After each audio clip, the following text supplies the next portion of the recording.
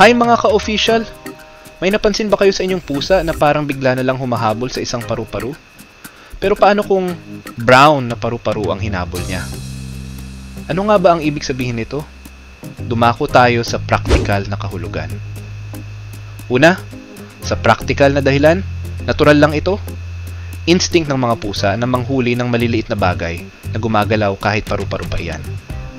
Kaya kung hahabulin ng pusa ang brown na paru-paro, maaaring naglalaro lang siya o ginagamit ang hunting skills niya.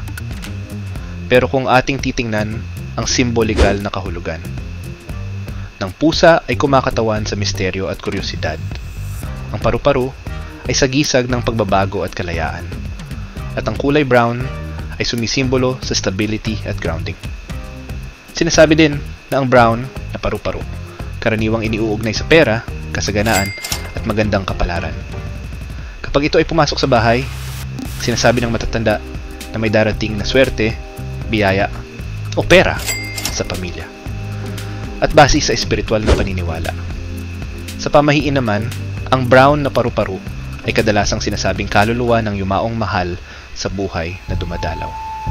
At dahil sensitibo ang mga pusa sa mga hindi nakikita ng tao, posible raw na naramdaman niya ito, kaya niya hinabol ang paru-paro.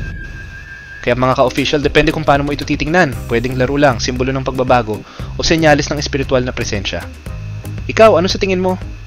Komento mo sa baba kung ano ang paniniwala mo sa tuwing nakikita mong hinahabol ng pusa ang isang brown na paru-paro. Don't forget to share, like, follow, subscribe, and hit the notification bell para sa mas marami pang content tungkol sa ating mga alagang pusa. See you for the next vlog, mga ka-official.